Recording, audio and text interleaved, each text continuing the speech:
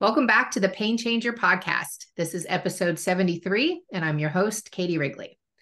While you may be hearing about this on a different day during Mental Health Awareness Month, we are actually recording this episode on World Mental Health Awareness Day. And the subject of this episode is perfectly aligned with the day. Today, I'm going to be talking to someone who has, one, not only experienced a severely traumatic event, or actually multiple events, and suffered from PTSI directly, but two, he is also more living proof that you can heal from trauma. Retired Sergeant Michael Sugrue, almost messed that up. We're going to be talking today and diving into the stigma that is still prevalent within law enforcement cultures today, and also touching on why it is so important to break that stigma. But before we get into that, though, I want to tell you a little bit more about Michael. He began his law enforcement career in the United States Air Force as a security forces officer in 1998. Michael served all over the United States, Europe, and the Middle East, and South America. He was also a security forces Phoenix Raven with the unique identifier of number 1173. Michael honorably separated from the Air Force as a captain in 2004. Immediately after the Air Force, Michael was hired by the Walnut Creek Police Department, where he served in a variety of assignments, including patrol officer, driver training instructor, field training officer, SIU detective, undercover California Department of Justice narcotic task force agent. Wow, that's a lot. Contra Costa County, public information officer, and patrol sergeant. Michael was awarded the Walnut Creek PD Distinguished Service Medal in 2014 for his heroic and life-saving actions during a fatal officer-involved shooting in 2012. Michael ultimately retired medically in 2018. He is now a peer volunteer at the West Coast Post-Trauma Retreat and an ambassador for Save a Warrior. Michael is a dedicated advocate for awareness, prevention, education, training on post-traumatic stress injury, PTSI, and first responder suicide prevention. Michael continues to speak at law enforcement agencies all over the United States. In his international #1 best-selling book, Relentless Courage, which I have personally listened to, I highly recommend it. The rest of that title is Winning the Battle Against Frontline Trauma, along with Dr. Shauna Springer, PhD. They tackle the complexity of trauma within the law enforcement community, uncovering the unspoken barriers and outline a path to healing. Relentless Courage released in spring 2022 and has been described by Lieutenant Colonel David Grossman, best-selling author of On Killing and On Combat, as one of the most important books of our time and the natural successor to On Combat. Welcome to the Pain Changer podcast, Michael. Thank you so much for joining me today. Thank you for having me on. It's my pleasure. And before we dive in, I just want to personally thank you. Thank you for all your service to this country. Thank you for your service as a police officer. Thank you so much for everything that you sacrificed in order to be of service, both to this country and specifically to Walnut Creek. I thank you from the bottom of my heart. Thank you. So if we can get a little bit of your past, what made you want to get into the military and focus specifically on law enforcement within the military? So it goes all the way back to childhood. My stepfather, who I consider my hero, he's the one who primarily raised me with my mother. He was actually in law enforcement. And when I first met him, he worked for the Sausalito Police Department, which is here in the San Francisco Bay Area. And eventually he lateraled over to the Richmond Police Department. But actually at the age of 8 years old, I became a police volunteer at his first agency. And then when he switched agencies, I was in high school. I actually went into the Police Explorer program. And my original plan, it ended up changing, but I originally wanted to go into federal law enforcement. And I knew if I wanted to do that, I needed a college degree, #1. But #2, I needed work experience above and beyond that. And so I decided that I wanted to go into the military, the Air Force, and serve in security forces. So I ended up getting a full scholarship to California State University, Sacramento. And I graduated in '98 with a degree in criminal justice. And that's really where I started my official law enforcement career. And I loved it. I mean, I absolutely loved it. And while I was in, I got to work with different federal agencies. And, I quickly realized that I really wanted to do the more hands-on work. I didn't want to be stuck in an office. I didn't want to supervise people. I literally wanted to be on the street wearing a police uniform, driving a black and white, and literally going to calls and interacting with people just constantly, in and out. And so I got out in 2004 and I immediately went into civilian law enforcement, or I guess local law enforcement back here in the San Francisco Bay Area for the Walnut Creek Police Department.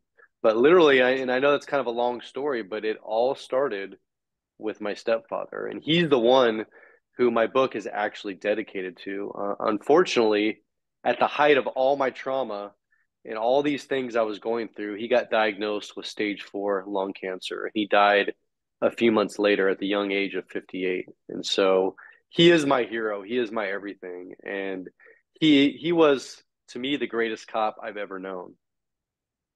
He sounds like he was an absolutely incredible man. I remember the chapter that was dedicated to him in your book that really like highlighted everything he did. And he was a leader to so many people in law enforcement from what it sounded like.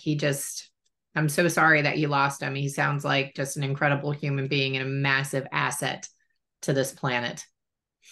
He was, he just truly cared about people, and he really worked to mentor and guide people and bring them up, and that was his sole purpose. And he did a phenomenal job, not just with me, but with my brothers and with all the people that he worked with. So an amazing, amazing man. I'm glad you had someone like that in your life. Not everybody is lucky enough to have a really good role model, but it sounds like you had an exceptional one and he really made an impact on you. Amen. Very fortunate. So tell us more about your book, Relentless Courage. Well, I want to start with how this all happened because I never once envisioned anything like this. I never envisioned writing a book. And when I medically retired from post-traumatic stress injury in the summer of 2018, and Mm. honestly, at that point, I was still somewhat ashamed and embarrassed of the fact that I had retired medically for that. And I wasn't out there speaking about it. I wasn't an open book. Literally, I was keeping everything inside and close to the chest. I would share with my therapy sessions and groups that I was going to in certain programs, but most of the people that knew me in my life, family, friends, coworkers, they had no idea what I had gone through and what ended up happening with me. And so it actually all started in 2019. There was a guy named Danny Bird who was a former police officer. I didn't know him, but he was a podcast host. And I'd never been on a podcast. I never wanted to be on a podcast. And he found me on LinkedIn and he knew I was into fitness. He was into fitness. And he just said, "Hey, I'd love for you to be on my show."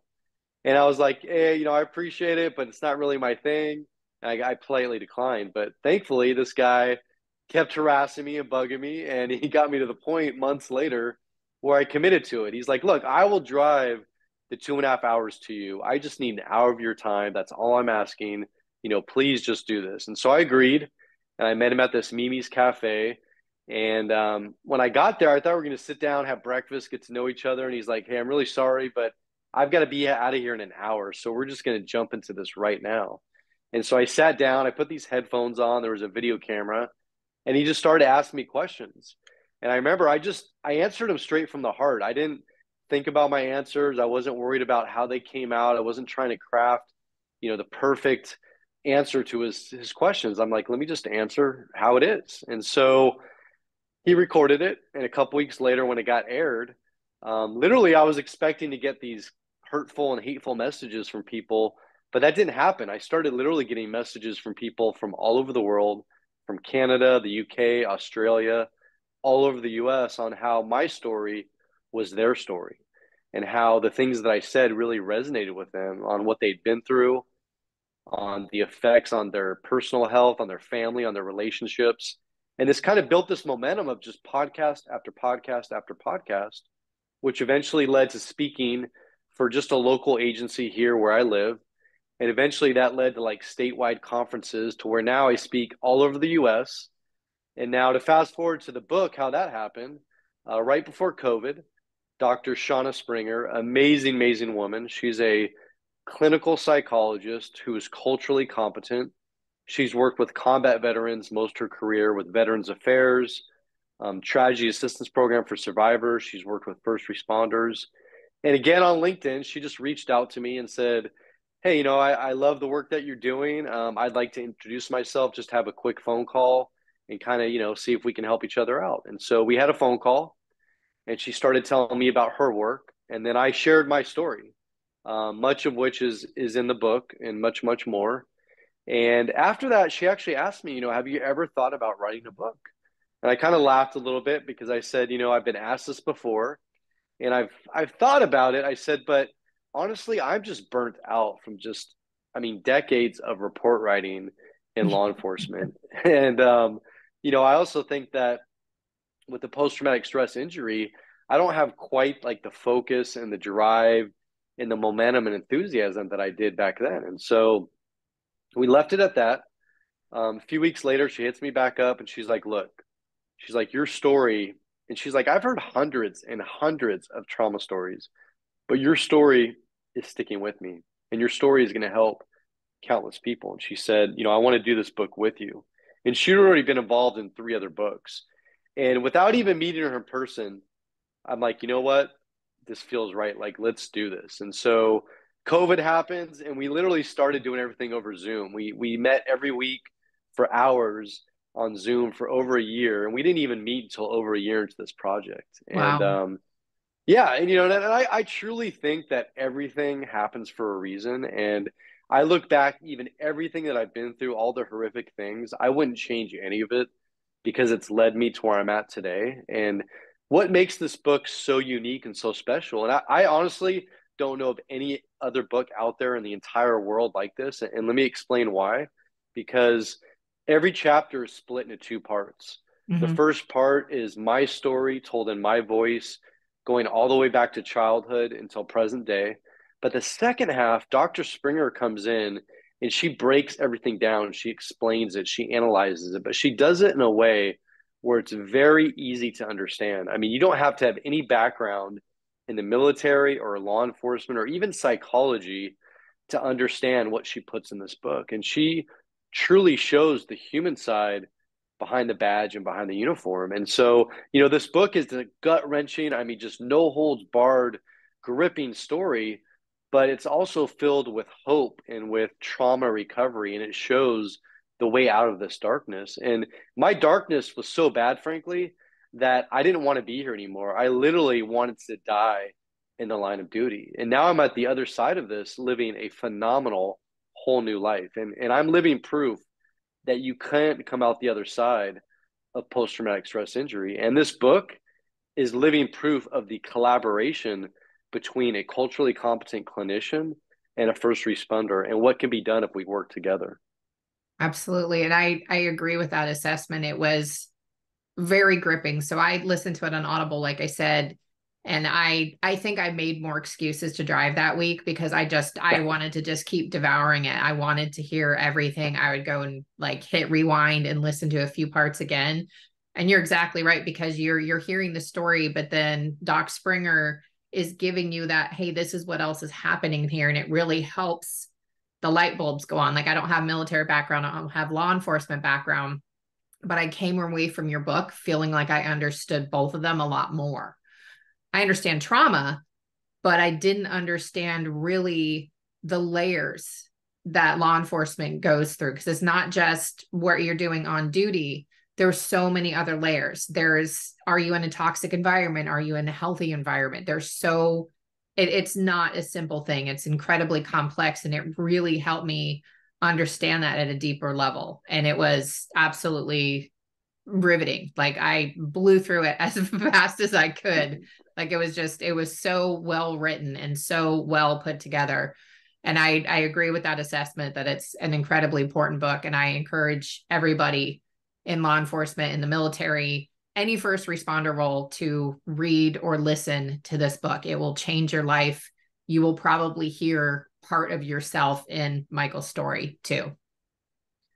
I couldn't agree more. I mean, this book, frankly, it's saving relationships, it's saving careers, but it's saving lives every single day. And the book came out the end of, well, it was April 2022, Mhm. and we didn't release the Audible until after a year. I mean, it's been, I believe, 13 weeks yesterday.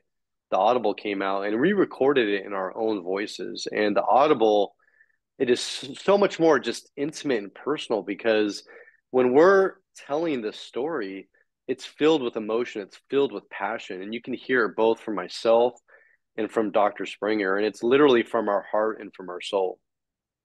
And that does come through. There are a couple parts I had tears multiple times just hearing it. And like you get in the pain with you, Michael, as you're reading it. Like when you're talking about when you were at your lowest point and how like I was like, oh, I'm so glad he made it. Like I really like I was feeling it in there.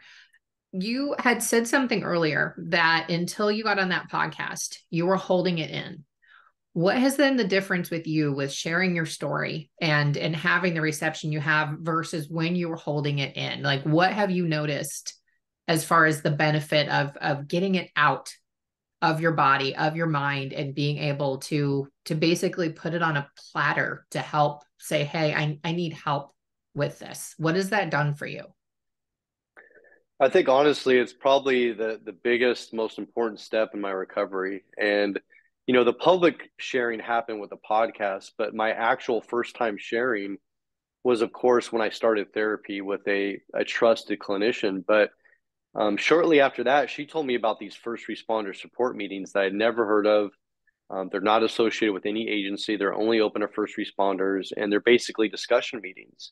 And that's where I actually was able to share for the very first time in a room with my brothers and sisters, with firefighters, paramedics, dispatchers, police officers, and to be able to share in such a trusted environment where that people aren't going to judge you, they're not going to look down upon you, but actually they're going to do the opposite, and they're going to open their arms and wrap them around you and provide healing and support. And that's where I realized through my sharing that I thought I was the only one for so long. I thought that nobody would understand what I was going through.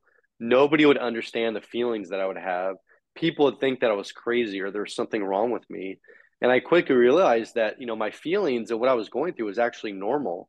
It was a normal reaction to all these abnormal, horrific things that I'd been exposed to day in and day out. And so that process of healing, I just can't reinforce it enough. And every time I share, whether it's another podcast, whether it's speaking in public, it's like that burden just keeps coming off my shoulders. And that trauma, that weight that trauma has had over me, it goes away, each time, and it gets better and better and better. So, we all have a story, and I tell people that I'm not special, I'm not unique. The only difference is that I'm willing to talk about it. And, we really need to get to a place where we can trust each other and we can make this part of a normal conversation where it doesn't have to be a big ordeal, that we can just acknowledge the humanity of Mhm. what we have to see and what we have to deal with day in and day out. I love that they acknowledge the humanity. What would you say to someone who's listening to this who has gone through their own traumatic events, either in the line of their job or in their personal life, and they have not been able to share it yet and they're feeling alone? What would you say to that person to help them take that first step to start to get help? First, I'll tell you that I was there. And so I know exactly how you feel. I know exactly what you're going through. And unfortunately, I suffered in silence for over 4 years, and it almost cost my life. And I want you to know that there are countless people out there who will understand you, who will not judge you, who will be there to help you. And I didn't think so at the time, but that step for me, raising my hand and asking for help after suffering in silence so long, it was the strongest, bravest, most courageous thing I've ever done in my life. It was nothing I did in the military. It was nothing I did on the streets. It was literally saying, look, I can't do this anymore by myself. I need someone else to help me. And I assure you that if you take that step, it's going to be a difficult, long journey, but I assure you that things will get better. And I also promise you there's a whole new life on the other side of this journey. Absolutely. That's a beautiful sentiment, and I couldn't agree more. What can I'm trying to think. I had a couple questions just clash in my head. So there is still a stigma within a lot of first responders to take that first step, to start to try to get help. What are some of the things that are in the way of people going and asking for help? And what would you suggest to start to break through that? I think the biggest thing is honestly administration and supervisors within law enforcement because of this culture of stoicism and not talking about feelings, not talking about the humanity of the job. I think that's the real issue. And I think that if we had leaders within our agencies, whether it's, fire departments, police departments, like AMR, paramedics, dispatchers, but if we had leaders at all levels who were vulnerable and open themselves and set the foundation, set the example to say, look, I've been there. I've gone through this, but here's what I did to get better. Here's what I did to come out the other side and to be successful. Instead, I think we have a lot of leaders out, well, I'll say so-called leaders out there who are so worried about portraying this perfect image that, their career is perfect, there's life perfect, there's no issues. And that's BS, because we all have issues. We all have things that we deal with. But I think that especially for our brand new younger officers, if they can see a leader within an agency just open up and be real, be honest, that's what's going to set this culture of openness and this culture saying that, it's okay just to acknowledge this and talk about that. But that's really where we need to change things. And you just said something really important there. There's people in leadership positions, and then there are leaders. Very big distinction. Absolutely. And I'll be frank with you. Before we published this book, I contacted a bunch of military leaders and law enforcement leaders. And I said, hey, look, I explained the premise of the book and said, would you be willing to read the manuscript and just give us your no holds honest, opinion, feedback, if there's things we should add or take out or whatever the case may be before, we actually publish this.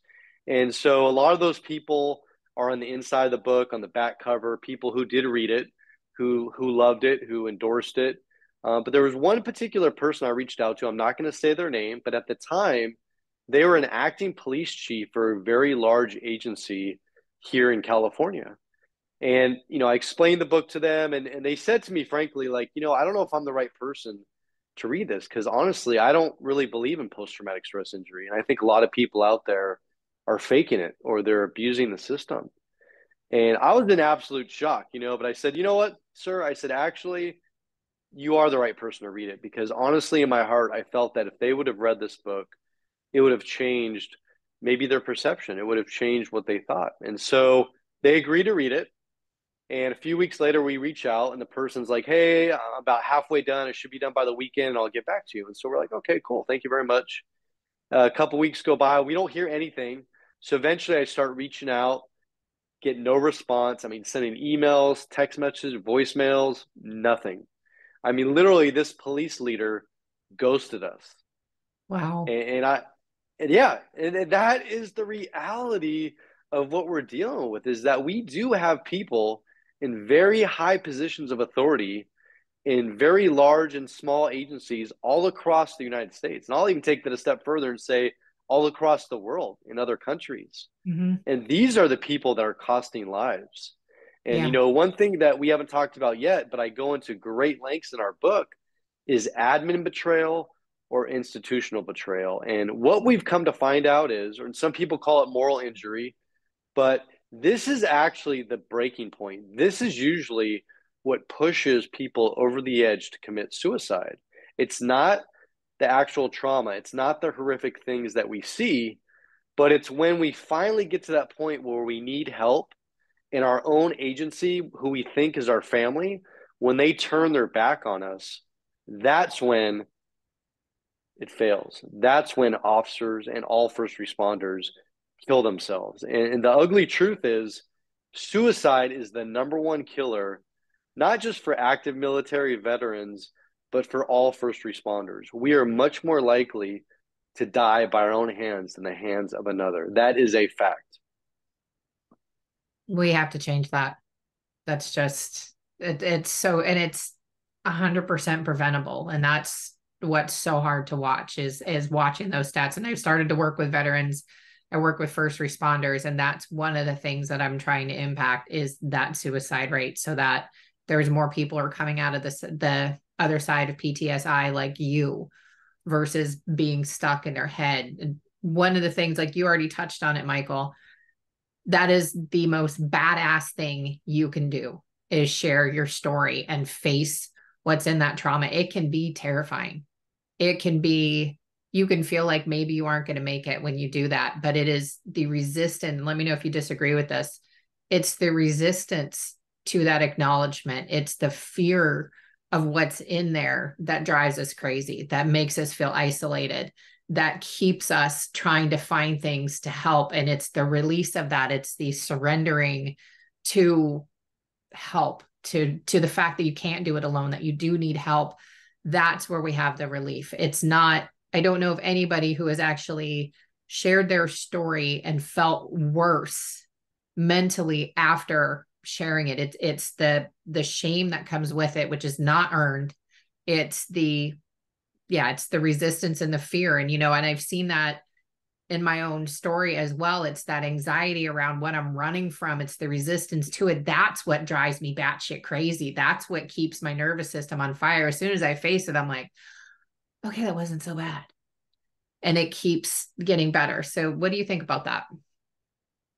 I agree with you 100%. And the key part is that when people do share, that it's received, that it's in a safe, trusted environment, and that whoever they're sharing to is actually listening to it and embracing it and there to support them, not to judge them. Because I do think that if people share in the wrong environment, or with the wrong person, I do believe there can be damage done. And an example that I hear time and time again is that oftentimes a struggling first responder, what they'll try to do first is go through their like EAP program through their city or their county or their state, and they end up getting assigned some random therapist who has no experience working with any first responders, with any military members. And so, and as hard as this was for them to even take that step, they finally do it, and they make this appointment and they go see this therapist who is not culturally competent. And they go in there and they start telling their story. And what ends up happening is that therapist who knows nothing about our culture, what we do, ends up being traumatized and actually causing more damage to that first responder, to the point where they're like, you know what, I'm never going to do this again. I'm not going to share ever again with anybody. And Mm-hmm. so we really need to make sure that if, someone is going to share, that it's in a right, trusted environment and that there's going to be support there for them. That's such an important point, and I'm glad that you brought that up. Thank you. And my trauma wasn't law enforcement related, but the first person that I tried, and it was actually a lesser trauma. It wasn't even the big kahuna that I was still running from and not acknowledging at that point. But the first person I tried to tell one-upped me on trauma. I told them what happened, and they go, oh, well, this happened to me. What you went through is no big deal. And so I shut my mouth. I didn't say a word until over a year later, when I was pretty much failing out of college and my parents were going out of their mind, going like, what the hell is wrong with you, kid? Like, you're too smart to be failing out of school. What is going on? And then I told them. And then that's when it started to get easier. But that safe space, that's critical, because if you go to someone who is going to put down your a trauma is a trauma is a trauma. Like, we don't need to get into the whose trauma is worse. They all suck. They all suck to varying degrees. There is no award for living through the worst trauma. Like, this isn't something anybody should be striving for or trying to diminish someone else's experience because it wasn't as violent or as shocking as what someone else went through. I agree. Trauma is never a competition. And No. when I go and speak, and I hear this a lot, but I'll have people that come up, they're lined up to talk to me, and the first thing they'll say is, what I went through is nothing like what you went through. And I stop them right there. I'm like, no, stop right there. Okay, this is not a competition. That's not how this works. And all our experiences are different, the things that we go through, and we never know what that tipping point is going to be. It doesn't mean it's the biggest, most violent, whatever. It just means that for whatever reason, whatever's going on in our personal life at that time, in our professional life, and then what happens with us, it's that perfect storm that Mhm. causes that tipping point or causes us to break. And, we all have trauma. I mean, everybody has faced adversity, has faced trauma, and it's never, ever a competition. But I think because of that mindset, a lot of first responders, they have that mentality and they go, you know what, I'm not that bad. Like, I'm not that messed up. Like, I really haven't been through that much. So I'm not worthy of getting help or asking for help. And that's the real issue, because everyone's worthy. And there is no, like I said, there's no scale, there's no judgment. We've all been through crap, and we all need to process it, and we all need to deal with it. 100%. I agree. And if you're sitting there saying what I have been through isn't as bad, awesome. Then maybe it won't take as long for you to feel better because there won't be as many layers, maybe, or maybe there is. And it's amazing how many layers you start to find once you start diving into it. And like you mentioned, we've all been traumatized, like COVID-19. That was a global trauma. Like it Mm-hmm. hit every single person on this planet in some way, shape, or form, some worse than others. It changed everybody's life somehow. And we're still coming out. I mean, we're still getting there. People are still getting COVID-19. But it continues to have this ripple effect, and you can see the level of impact now as you're walking around. Like, I'm still seeing people who are wearing a mask no matter where they go because that makes them feel safer, and more power to them. Like, if that's what makes you feel safe and that helps you leave your house, you do whatever you need to do. But there's still so much Absolutely. shaming and judgment, and I'm talking like, and it's again something we all went through together, but it just kind of shows on more of a myopic scale that everybody can relate to. Like, there isn't anything to be gained by judging how someone else is coping with something that they went through. Everybody's going to cope with it differently. Your nervous system is reading it as a trauma. The severity of it, that doesn't matter. It's unwinding that trauma from the nervous system so that you can have a better life, so that you can sleep at night, so that you can actually connect to the people you love, so that you can do better at your job, so you can perform better athletically. Because while that shit is in your brain, it is going to be interfering with every single aspect of your life, whether you realize it or not. Absolutely. So you are also part of a documentary that was just released as well. Can you tell us about that, Michael? That was also fantastic. I want you to talk about first, and then I'll give my 2 cents. Absolutely. So Doug Haynes, he's actually the director, the producer, the filmmaker. He's the one that came up with this idea, and he reached out to me a couple of years ago now, I believe, and just said, "Hey, look, I'm thinking about doing a documentary on first responder trauma, and I'd love to interview you." And I'm like, "Yeah, hey, let's do this." And so he flew all the way to California, and we did an interview. And at the end, he's like, "Hey, do you know any other first responders that might be willing to be interviewed?" And I did, and I actually, the people are in the film. There's a fire captain from the Bay Area. There's a dispatcher. There's another firefighter from like New Hampshire. And he ended up interviewing basically, all different types of first responders from all over the United States. But he also went out and found a bunch of different like treatment options, whether it's like surf therapy or equine therapy or, things that people don't traditionally think about that can be used to help people heal from post traumatic stress injury. And so he finally put everything together, and the documentary is called Residual. And it was actually released, I believe, maybe like 2 or 3 weeks ago. It hasn't been long. You can actually watch the full documentary. It's 93 minutes on YouTube. You don't have to pay anything at all. It's free to everybody, and it is phenomenal. I mean, really, really well done. And I highly encourage, first responders, military people, their family members, their loved ones, or even just anybody that's dealing with trauma to watch this documentary, because it's going to open your eyes and your thoughts to things outside the normal parameters of what you would think would be therapy for post traumatic stress injury. Yeah, and I love that about the movie. Like, I never thought about surfing as a form of therapy, like yoga for first responders, that I've heard of, and they touch on that in there as well. But surfing for first responders, like, how cool is that? Like, you don't want to deal with what's going on in your head, hop on a board, get it out of your system, move Absolutely. your body in ways that you aren't focused on it, get that benefit of being out there in nature, focusing on a new task, a challenging one, all the things that help benefit with someone who's experienced PTSI.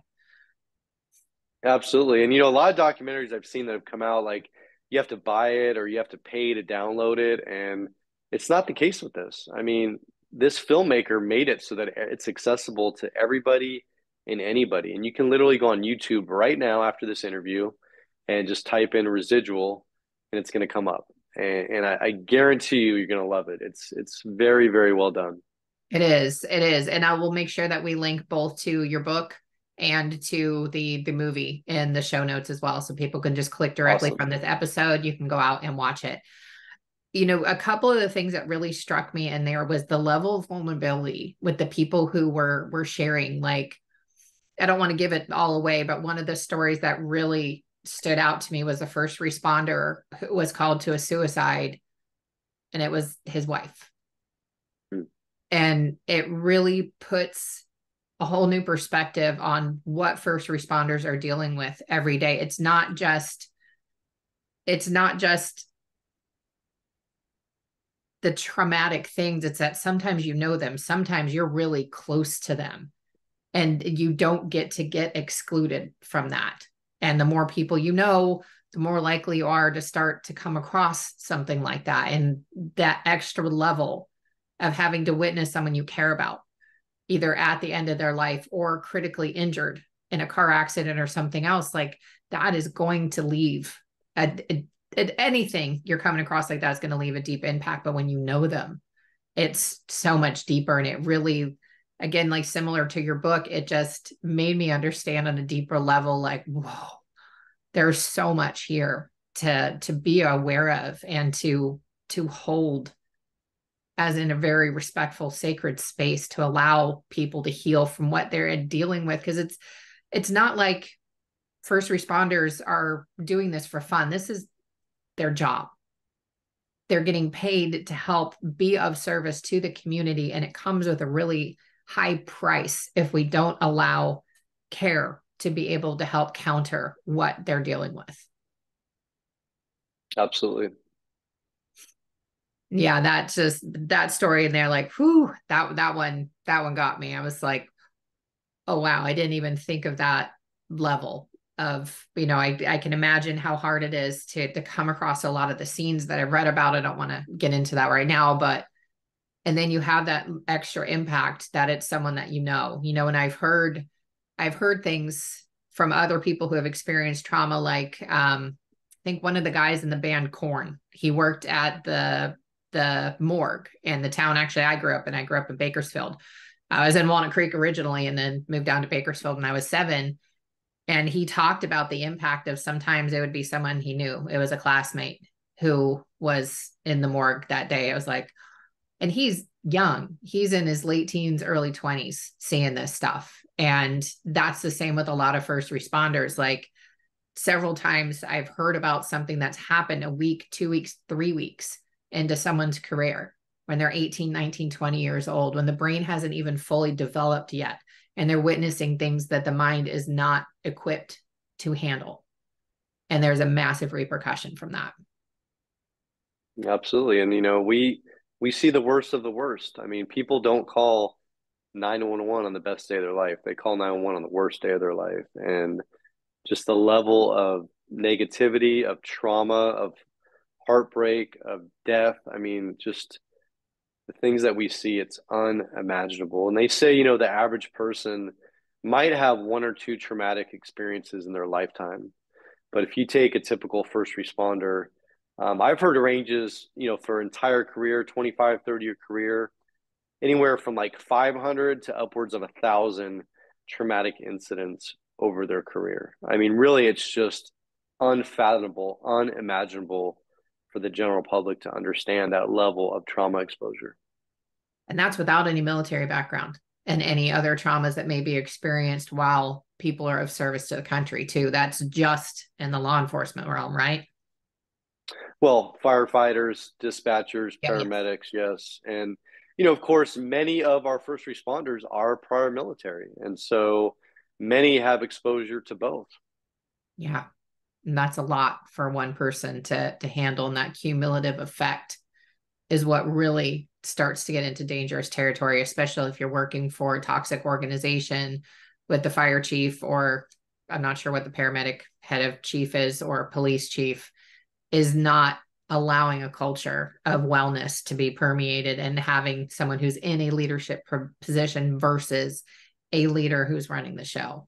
That's why suicide is the highest way that first responders are leaving this planet right now. And again, that the solution is quite simple, and it's to normalize the conversation, acknowledging the humanity of this stuff. And I firmly believe that you can get through a full career as a first responder, whether it's a firefighter, dispatcher, paramedic, police officer, and you can come out healthy on the other side and you can enjoy your retirement. But the key to that is dealing with this stuff as it's happening and not letting it bottle up year after year after year till you get to the point where your jar is just overflowing. And Yeah. now it's too late. So, I'm advocating that if we start at the very beginning of our career and we just normalize these conversations, then we can, work on that impact as it's happening. We don't have to let it bottle up and build up and build up to where it gets to a point where it's too late. Yeah, absolutely. And on that front, I actually, I've done a couple of ride-alongs, and I did one last week, and the officer I rode with is in their early 20s, and they are already very diligently incorporating wellness, and they work for a fantastic precinct. The chief is amazing, super humble, amazing, amazing man. They make sure that they've got time to work out within their paid hours. So they have fitness in there. They have a mental health liaison. Like this precinct is really set up to succeed. And this person, she's like, I understand what she's fourth generation. And so she's like, no, I'm not going the way of those before me. And she is very aware and taking lots of steps to help balance and keep that wellness component from the get-go. And it's incredible to hear. And some of the stuff that she's already dealt with just a couple years in on the force, like you said, it's unimaginable. And she's taking the steps to make sure that it isn't leaving that indelible mark, or that I don't know that that's the right thing. It can still be indelible.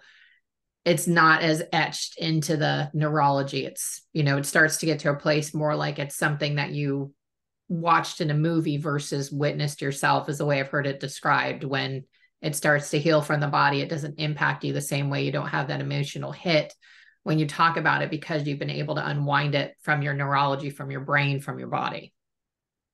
Absolutely. And she's being proactive, instead of reactive. And Yeah. I applaud her. I don't know her, but your description of her, that's exactly what we need. We need first responders to follow that example and to use that as a guide, because it is going to make a difference.